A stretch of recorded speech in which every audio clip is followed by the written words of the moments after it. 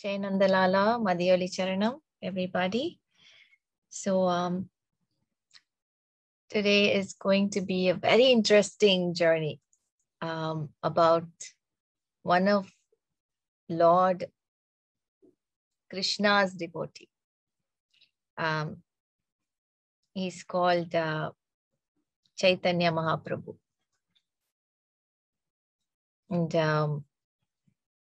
a big saint, ascetic, like no other. And he had made a mark during the 14th century. And a big movement. And what it reminds us is about Ramanujacharya, who we discussed before. A big movement. Similar to Adi Shankara, a big moment. And who taught us how to renounce the worldly desires, everything that the world can give, everything that we see, to renounce everything and to just go and embrace the Lord's feet. And that is what we get to learn from all these saints, from these great avatarams. As we're all familiar with this, that Adi Shankara was Lord Shiva Avataram. And Ramanujacharya is who? Adi Sesha. Who is Chaitanya Mahaprabhu? In Chaitanya Mahaprabhu's story, history, when you read about his followers, his disciples, they say he's an avataram of Lord Krishna. Yes. And in Amma's book, when you read Amma's book, there is one particular book where she has mentioned Chaitanya Mahaprabhu is none other than Radha in Dwapara Yuga. So he was, who's Radha? Radha is Lord Krishna's beloved. Lord Krishna's not only beloved. Why did she become the beloved? Because she used the bhakti marg to get to him. Bhakti yoga to get to him. Always thinking about him. Always chanting his name. Always singing his praises. Bhakti yoga. Exactly what Chaitanya Mahaprabhu does in Kali Yuga. Bhakti yoga was his way of spreading the word of Lord Krishna. And again, same deity, Lord Krishna, Radha and Chaitanya Mahaprabhu. So both of them followed the same Bhakti yoga. Now he was the founder of the so-called Gaudiya Vaishnavism. It's a group. They all follow the same Bhakti yoga that he taught them. What does the Bhakti yoga mean? Krishna is the Supreme Lord and he's an avataram of Lord Vishnu. Everything starts and ends with Lord Krishna. Now, after his Chaitanya Mahaprabhu's death, it declined. This movement just slowly, vanished. But later in the 19th century and the 20th century, it got like a rebirth. It sprung out of nowhere. The same moment. And it was followed by many thousands and thousands of Hindus throughout the world. Now you will see a lot of categories and diversity in this movement than any other. This is what we call ISKCON right now. Hare Rama, Hare Krishna. And you see how many people of different cultures from different part of the world are in this chant, Hare Rama, Hare Krishna. So it just got a rebirth. Now, who is Chaitanya Mahaprabhu? His father is Jagannath Mishra. Mother is Sachi Devi. And the couple had, I believe, they had 8 daughters. This is before Chaitanya Mahaprabhu was born. They had 8 daughters in the beginning, and they all lost their lives. They died immediately after birth. All the 8 of them. All of them were girl child. All of them were girls. They all were dead as soon as they just died after they were born, right after birth. Now the next one to be born after the 8 daughters, the 9th child was a boy, and he was named as Vishwarup. After the 9th child, the 10th child is Chaitanya Mahaprabhu. So they named him Vishwambar Mishra. Vishwambar Mishra was his name. So Vishwarup is his older brother, and later on, Vishwambar Mishra is later on Chaitanya Mahaprabhu. So he was born at a very auspicious time, the time of the lunar eclipse. That is when he was born. And they say a child born in that time is either an avadaram, or he's become a saint, and he'll do something good for the whole world. I think we see that, right? It came true. Now his nickname was Gaura, meaning fair, Gora. So the fair or golden one was his nickname, referring to his skin color. Now, a lot of people said he looked like Lord Krishna himself, the way his face, the way he attracted everybody with his magnetic, adorable cuteness that Lord Krishna had. It was, you can't put in words what Lord Krishna is or was, right? It's the baby Krishna was like a magnet. Everyone wanted to hold him. Everyone wanted to play with him. And that magnet, that same aura, this baby also had. Now, young Vishwambar was intelligent, very smart, very quick in getting things, like he would grasp things very easily. And he studied logic, grammar, literature, philosophy, and religion at a very young age. Now, he was a student of Nyaya School of Logic. Now, this school dates back to the 2nd century. So he was a student there. Now, one of the teachers in that school had written a book on Nyaya, and he was like becoming very popular after writing this book. And Vishwambar at the same time also had written a book of the same topic, Nyaya. He was probably in his early teens at that time. And when he shared his book with his teacher, he wanted to show his teacher what he had written. And he shared his book with his teacher. His teacher she wept. And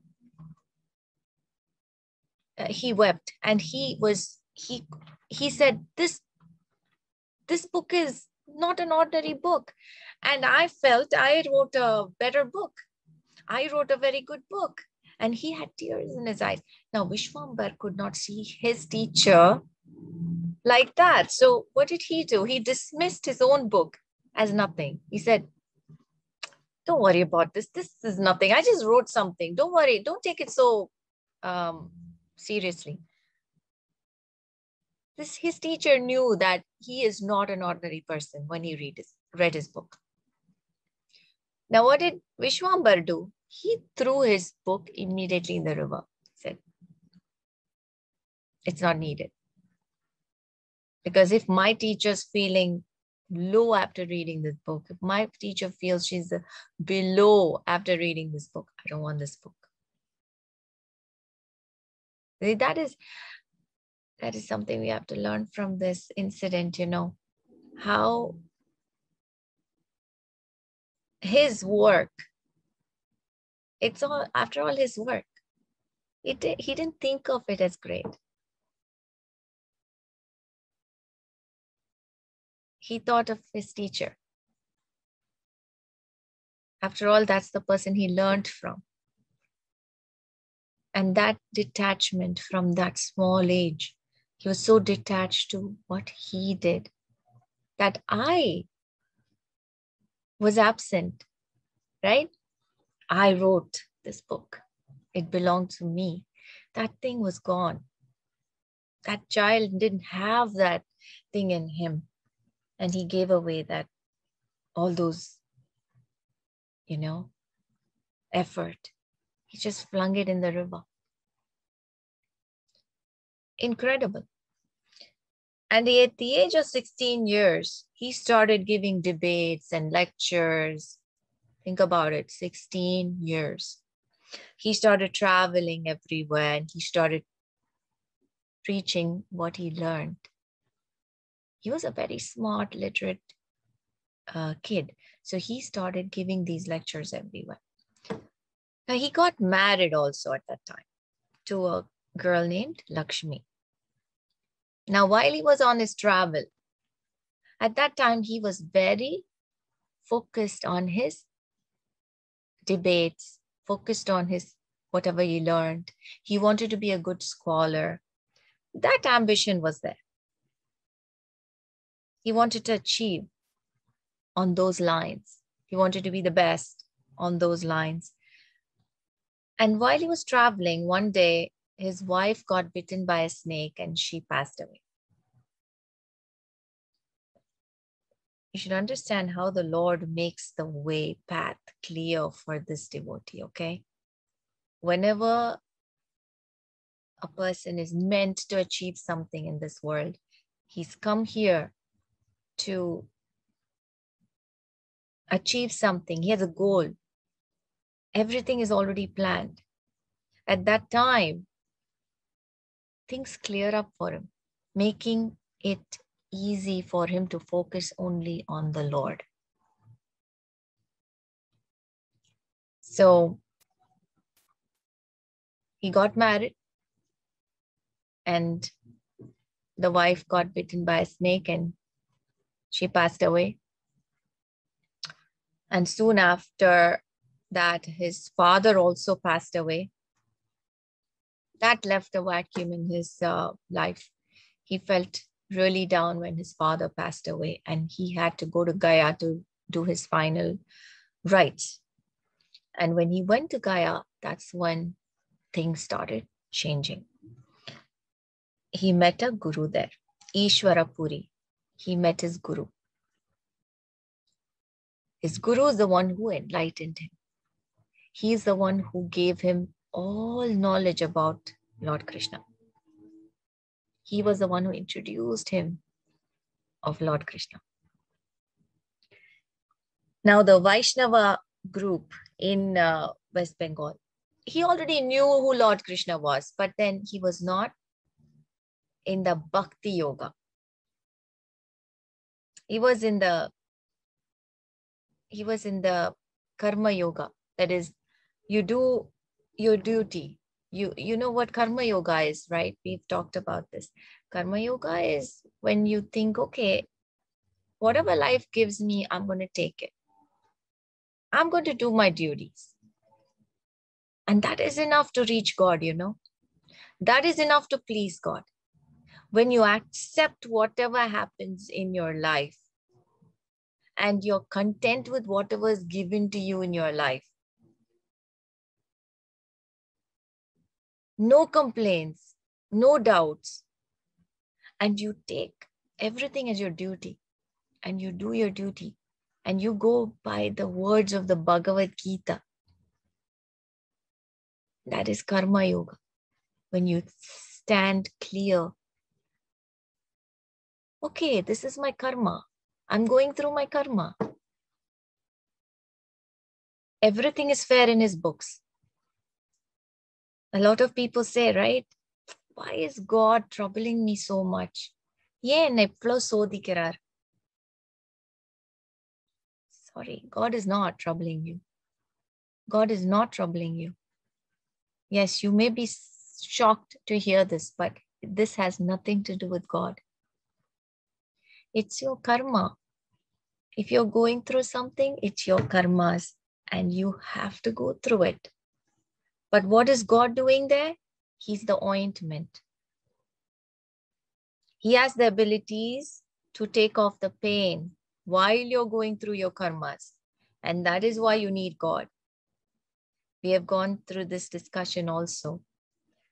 So when you get that in your mind that, okay, I'm going through this, I will go through this. God, just be with me. Just hold me. Take me through this difficult phase. He will. He definitely will. So that part, when you get it in and you understand it, that is Karma Yoga. Next is Bhakti Yoga, when you feel all the world is illusion. There's only one real thing, and that is God. And you have a form, say it Hanuman, Ganesha, Krishna, and you take that form in your mind, Ambal, and that's it. Think about her, sing her praises. That is Bhakti Yoga, and exactly what Chaitanya Mahaprabhu did. So all the Vaishnava group in West Bengal, when he came back home, that is in West Bengal, everybody saw a big change in him. The Vishwambar who went to do his father's rites in Gaya came back as a new person. He was not the same. He became a sannyasi. He renounced everything. He had shaved off his head. He was wearing white.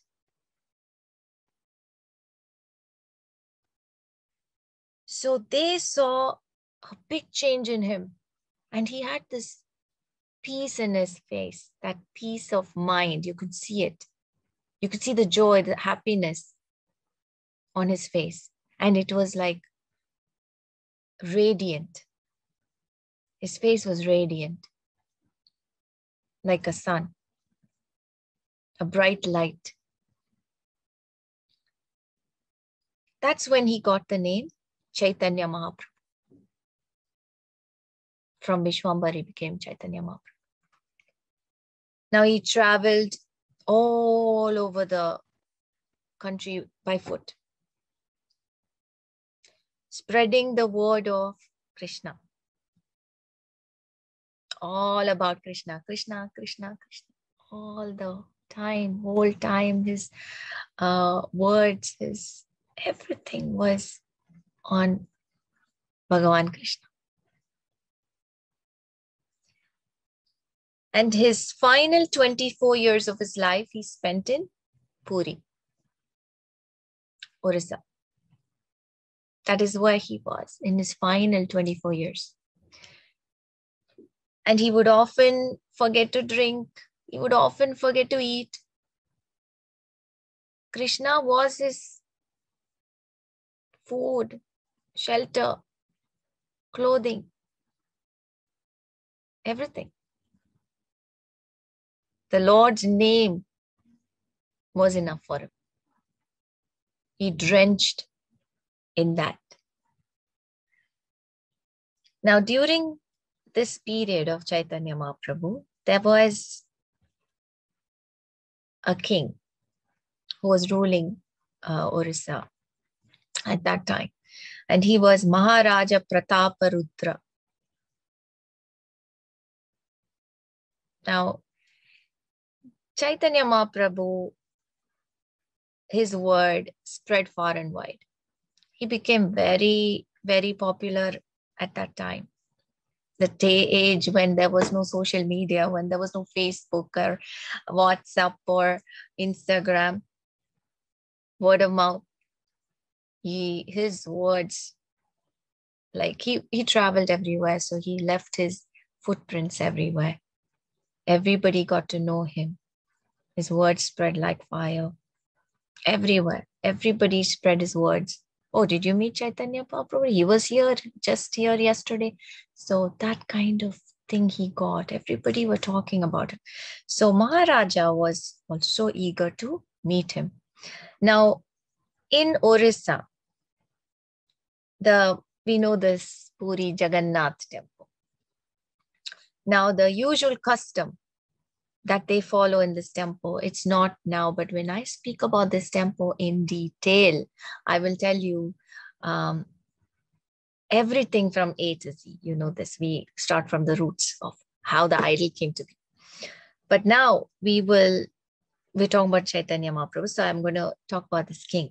The custom of this temple, the Rata Yatra, also which started ages ago, there is a Rata Yatra. And the custom is that whoever the king is at that time, they have to sweep. When the Ratham is moving, the king has to sweep the road, making it clean for the Ratham to pass by. That is the custom. The king, not his maids or not his minister, no. He's the king of that land, has to sweep. And who's the king? Because the king of the land does not think he's the king. At that time, the king is Lord Jagannath. He is the king. So they make way for the king.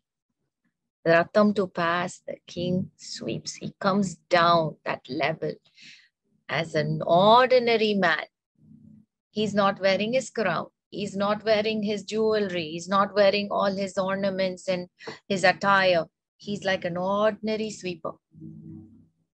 Ordinary bamboo sweep, not even anything fancy. And he sweeps the ground, the road for the Ratham to pass. This is the custom and it is still followed.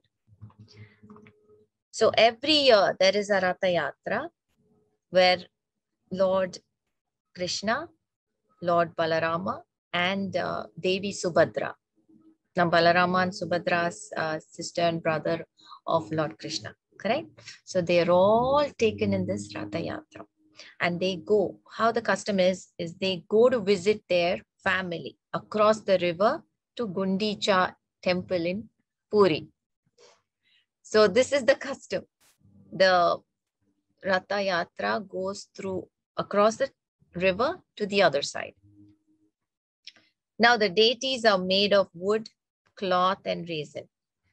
And this is replaced from time to time.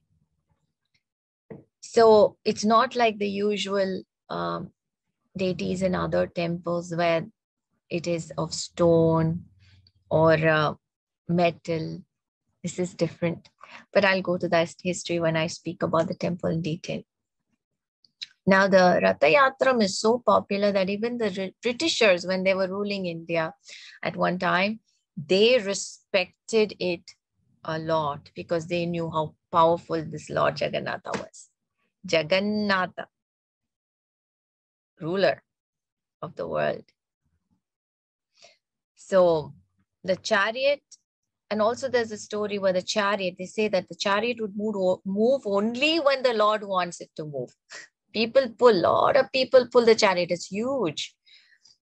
It's so huge. Like the Lord Jagannatha's chariot has 16 wheels. 16, not one or two, 16 wheels, and it's gigantic. If you see the YouTube video up, I would want you to go and see that YouTube video. It's I think by BBC at one time. They have taken the full scene of the whole Rata Yatra in Puri Jagannath. It's incredible. And Lord Jagannatha's chariot has 16 wheels, and Balarama's chariot has 14 wheels, and Subhadra's chariot has 12 wheels. They're all huge and massive. So yes, whoever, how much ever, thousands of devotees pull that chariot, but it'll move only when he wants it to. So this is very true. Now, Chaitanya Mahaprabhu, during his time, yes, there was the Rata Yatra, just like now. And he himself used to clean and help with the building of the Ratham and help with cleaning the Gundicha temple where the Ratham was going to go to. So before that, he will go there and clean the temple for them with his own, because he's an ascetic, right? He's a saint. He has nothing with him. He has no towel or anything. He has a shawl that he has. He'll clean everything with his shawl and he'll put it back in his body. This is what he used to go and do. He used to clean up the place. And then he would come back here for the Rata Yatra. And he would be a big part in it because he used to sing and he used to play music for the God in that procession. Now, more than 4 million devotees pull the chariot and take part in this. And this particular incident is mentioned in the Skanda Purana. So when I say it goes back, way back, I'm not kidding. This Jagannath Temple is just like any other temple that we have spoken about, like Sri Rangam or Tirupati, which we have not gone yet, but we will soon cover that also. But these temples, and it's incredible when we go into details about temples, how far they go, how far back they go. They have a beautiful history hidden. When we dig through that, it's incredible. Now back to the king. I was mentioning about this king, Prataparudra, right? I was mentioning it so that you know that it is a custom for the king to sweep before the Ratham.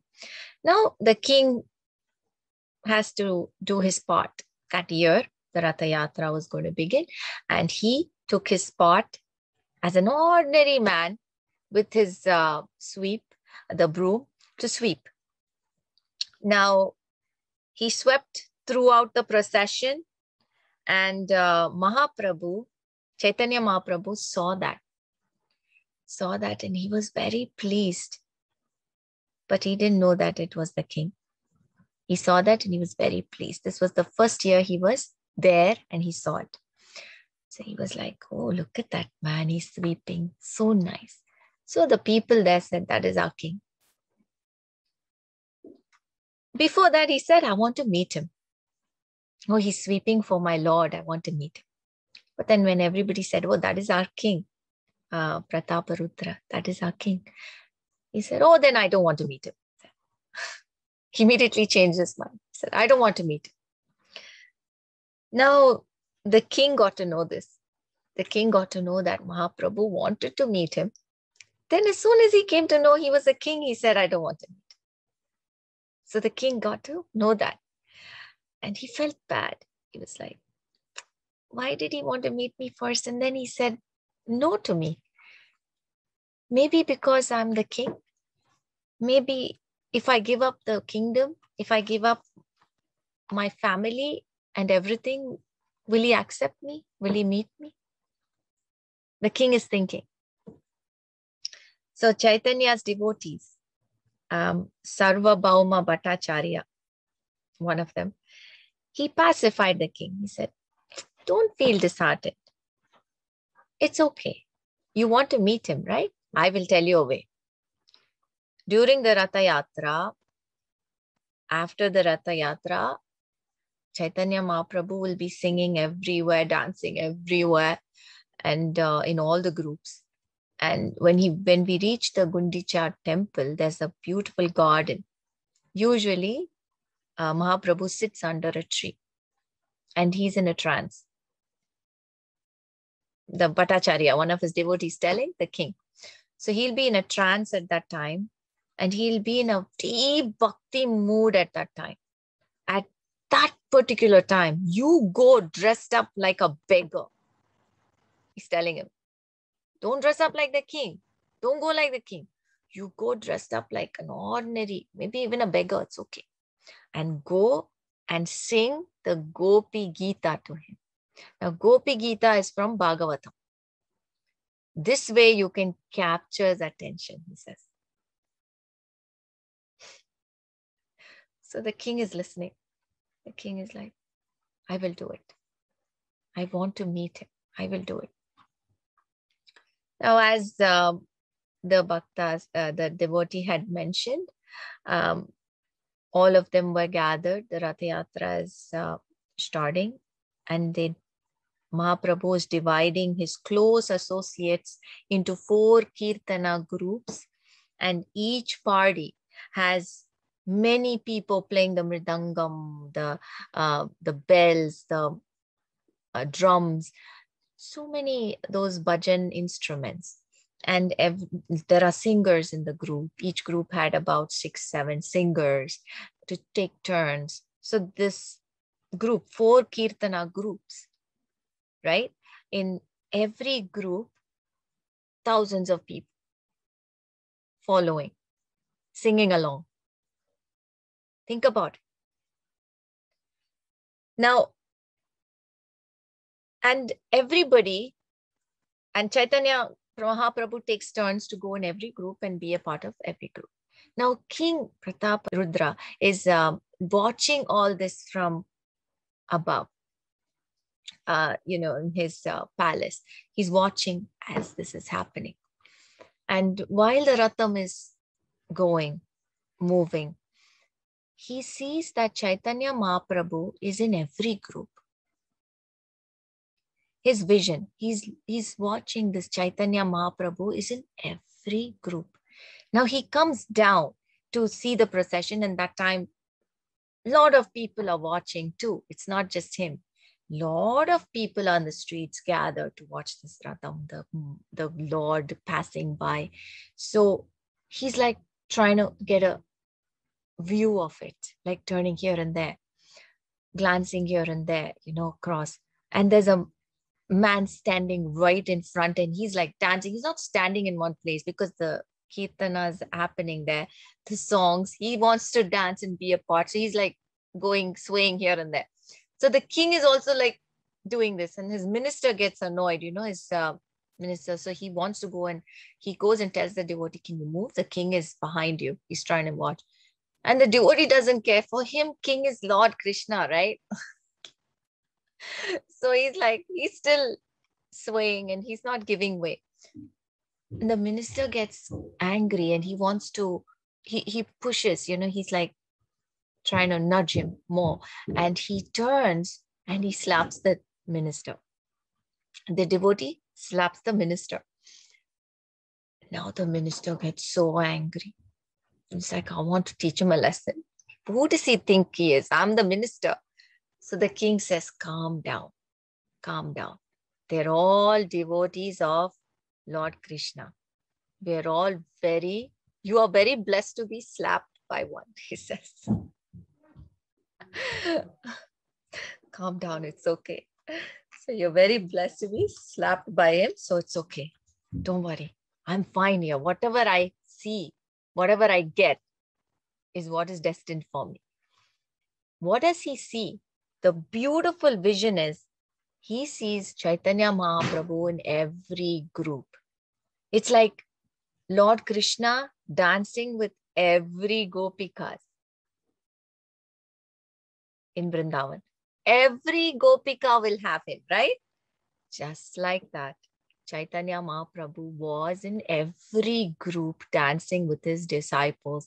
And that was a magnificent scene that he saw, the vision that the Lord gave him at that time. And he had tears when he saw that.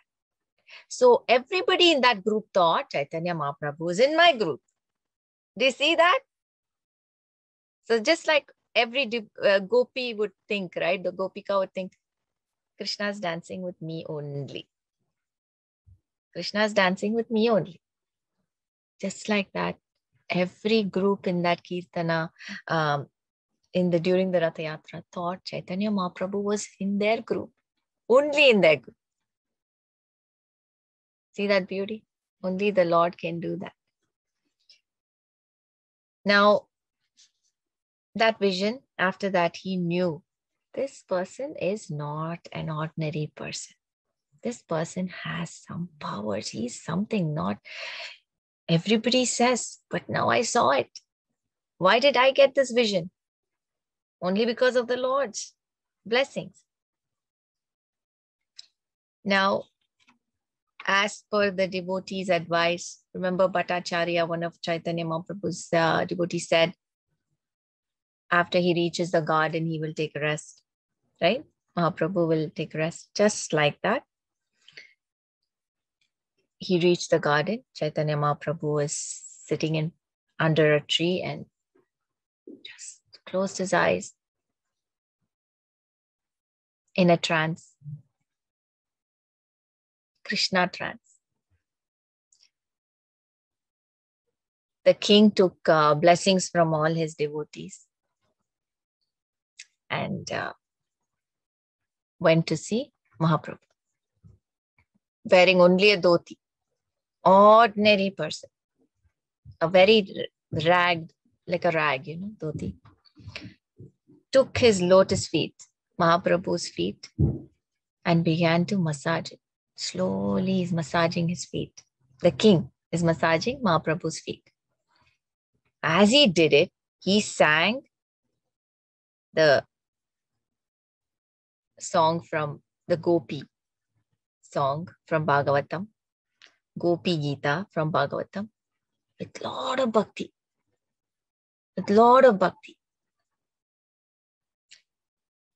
Now Mahaprabhu is already closing his eyes and he has tears rolling down, listening to the king singing. He has tears rolling down and he says, who is this pouring sweet nectar in my ears? Who is this? He says, opening his eyes slowly and tears pouring down. Go on, don't stop. He says, don't stop your singing. Keep going. And then he couldn't take it. He embraced the king. He just pulled him and embraced him. Who are you? He says, who are you? The king says, I am the servant of the servant, of everybody's servant. I'm the lowest servant, he says. Mahaprabhu smiles and he says, I'm a beggar. I have nothing. What do I give you? He says, what do I give you? You brought tears to my eyes with your sweet nectar like music. What do I give you? I have nothing to give you. I can only embrace you. I can only give you my embrace, he says. And he hugs him tight. He hugs him tight. Heart of hearts, he hugs him. That's all. More than what the king wanted. More. The king was in the highest form of bliss. Because already he knew who he was. He has seen the visions. He made the king so happy. And from that day onwards, the king became one of his disciples. A very strong disciple. Now, the tradition of sweeping, like I spoke about this, right? Now, we want to know more about who this king is. Prataparudra. Who is this king? Now, there was another king in the same place before him. His name was King Purushottama Jana. We're rewinding a little bit. Now, he was 20 4 years old. And the same tradition continues. The Rata Yatra, the sweeping, everything. He's a handsome young man, handsome king, very handsome. So, as usual, dressed up ordinary. This custom was always there. Now, his handsome qualities and his smart looking, very intelligent king, it spread like fire, all this news about this king.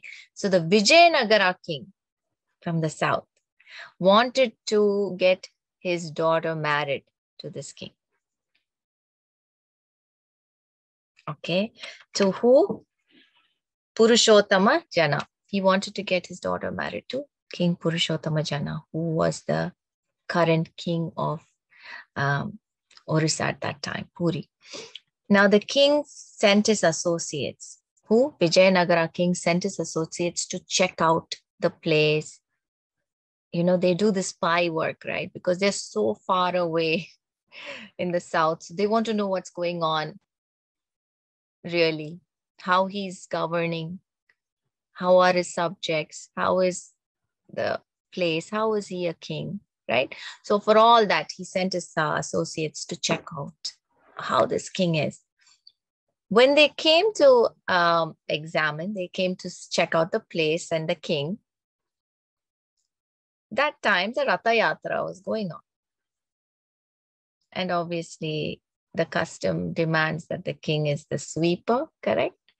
So this king is sweeping in ordinary clothes. He doesn't look anything like a king at that time. He looks like an ordinary man. They saw this and then obviously they're going to ask, who's this man sweeping? And that's our king. That's our king.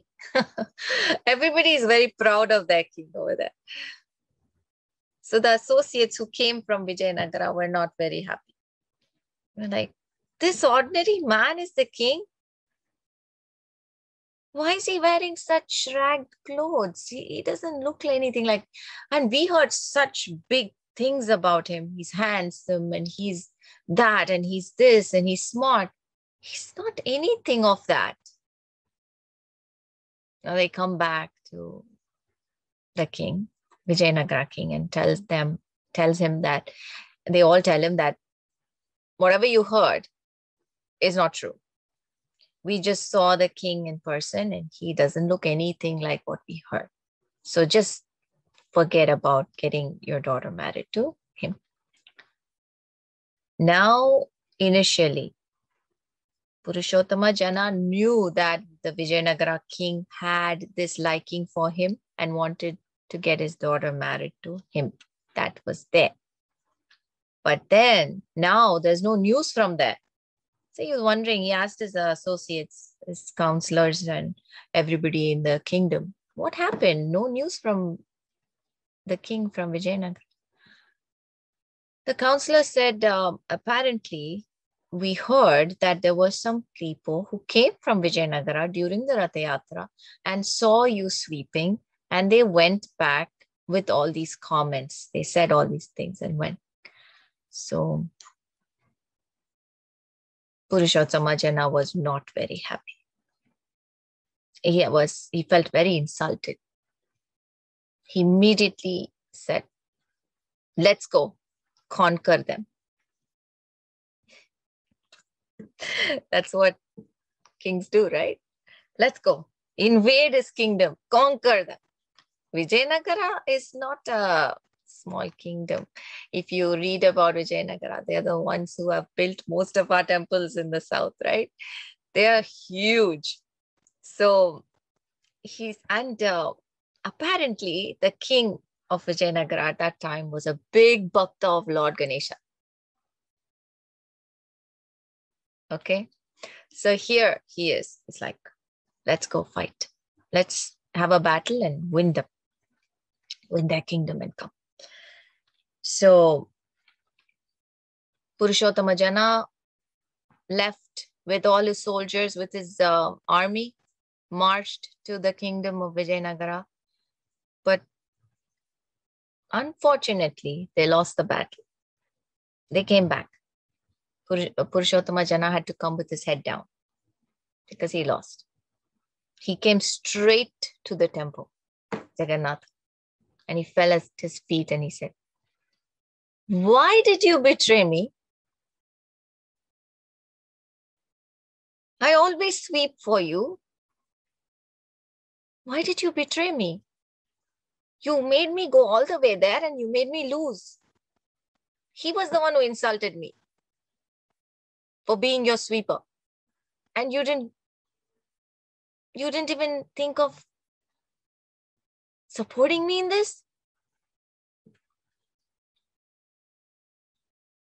And he said, "I'm not going to eat. I'm not going to drink.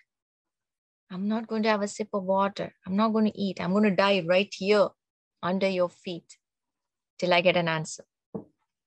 The king said. And he remained there. Remember, he's a very young king. It's 24 or something. Now, the Lord had to show up, right? That's his devotee after all. So he came that same night in his dream. And the Lord Krishna is like, "Well, you went straight to war. Did you call me?"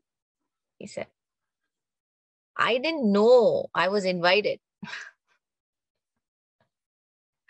Look at that. That cuteness is only in Lord Krishna, right? "I didn't know you needed me. I thought you got everything under control. Because the next thing I know is you already left. Did you come and say, 'Lord, I want you to come with me'? No.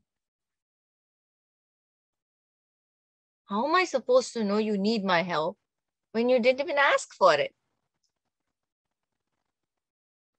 Okay, this time you asked for it, right? We'll go again. Oh my God, that is too cute. I can't stop laughing. "Now I'll help you. Me and Balarama will come. And this time you will somehow get to know, you'll be aware that we were there. We were present and we have come to help you. Somehow you'll know," he says. So the king wakes up. He's so happy that this time the Lord is going to come. So he says, "Let's get the army, let's get the army ready. Let's go back again." And they start marching towards the south. Meanwhile, Lord Krishna and Balarama, dressed up like young soldiers, they're on this horse. This Jagannath Temple Krishna is just a very young Krishna, 16, 17-year-old, you can say, So these two lads look like that. They're like young lads, young boys. So they're in this horse and they're marching. They're riding the horse through the fields and they're going through this lake and they reach this place where they're like, Lord Krishna's like, "I feel like drinking something." And then they see this lady coming with buttermilk. She's trying to sell buttermilk. And Lord Krishna says, he likes buttermilk, right? He likes anything with milk. Anything, the milk products. So he says, "Amma, can you give me some buttermilk?" He says. "We are very thirsty. We came a long way." So she looks at these two. She's old. It's an old woman. She looks at them and she's thinking, "I'm not sure if they have money to pay me." So she asks them, "Do you have money to pay me?" So the two lads are like, "We don't have anything. We can't pay you. But we're soldiers from King Purushottama's the army. So he will pay you." They said. right? So the lady is like, okay, so how do I believe that? So he says, Lord Krishna says, the king is coming. We just came here before him. We have to go someplace first. He's following. He'll be here in a minute, in a few hours. So he will pay you. You tell him that your two soldiers drank the buttermilk and that he has to pay for it. He'll pay. So the lady says, okay, I'll do that, but you have to give me some proof that the king he should believe me too, right? When I tell him the story, he has to believe that, okay, two soldiers really came and drank the buttermilk. Can you give me some proof for that? She says. So the Lord Krishna, he removes the ring and he gives it to her. It's a very beautiful ring with a big gem and all that, shiny ring. And Balaram also gives the ring. And she has this ring in her hands. And she's like, wow, they're really beautiful. This must be an expensive ring. So the two lads say, yeah, it is. But you remember, this is your proof. You give it to the king. If you don't, he'll find you. So she says, no, I'll give it to the king. I'll give it to the king. So she's standing there. These two lads drink all the buttermilk. They drank all the buttermilk and they left. She stands there for hours and hours and hours. And then slowly the big army, she can see a smoke. And the army is marching towards her. And of course, the king is leading. She goes and salutes the king. She bows down and she asks him, I need money. Two of your soldiers drank all my buttermilk and they told me I can take payment from you. The king is like, none of my soldiers have crossed before me. They're all behind me, he says. So how can I believe you? He says. Then she says, I do. I have something. And she takes these two rings and gives it. He says, I have these two rings. He told me to give it to you. Then he saw the two rings. One ring says, Jagannatha Simha. And the other ring says, Balarama Simha.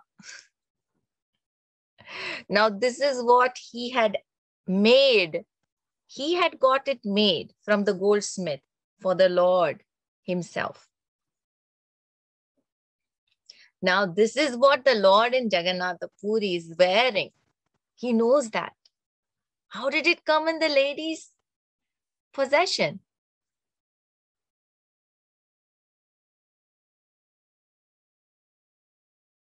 He knew only the Lord could do this. And remember, he had told him, somehow you will know that I have come to help you this time. Correct? And this is the thing. He was so happy. He said, you don't know what you have done. Those two lads who drank buttermilk from you is the Lord and his brother himself. He said, you are so blessed. And he was so happy that this lady was an instrument to give him that message. He donated some of his kingdom to her. He just donated some of his kingdom to this old lady. And the lady's family lives on the same estate even today. Generations after. Now, he then invaded. This time is different. This time the Lord is with him, right? He invaded, defeated, and he brought the princess back home.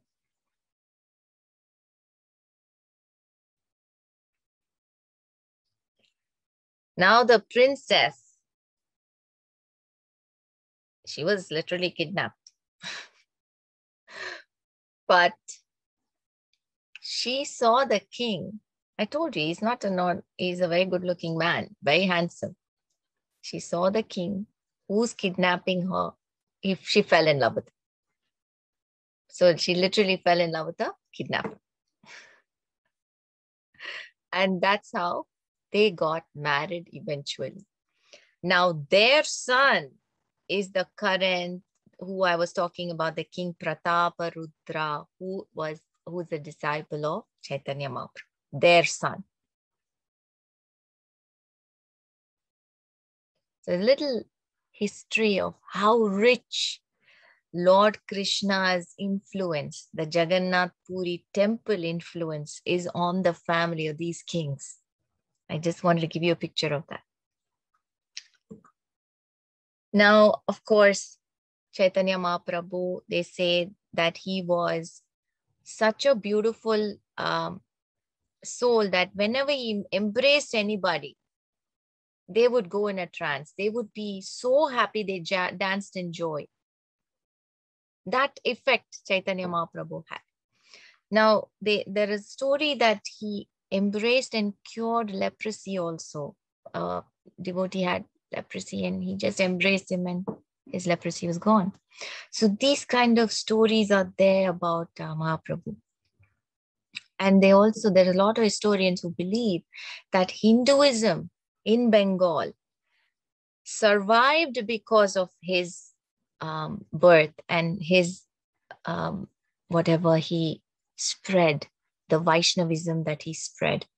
It the Hinduism survived there. Now, the teachings of Chaitanya, like I said, grew more stronger in the 20th century, 19th and 20th century. Now, he disappeared. How his end was like, it's a mystery. Some devotees say that one day he just walked into the Jagannatha Temple and he disappeared. It's very similar to Adi Shankara, I would say. The body is not found. Nobody knows where he went. So his end is very, very similar. He just entered the temple and disappeared. No one got to know where he went. So that was how the end of Chaitanya Mahaprabhu. Nobody knows what happened. But now next session, we will talk about the Jagannath Temple in detail. Madhyoli Charanam Jainandalala.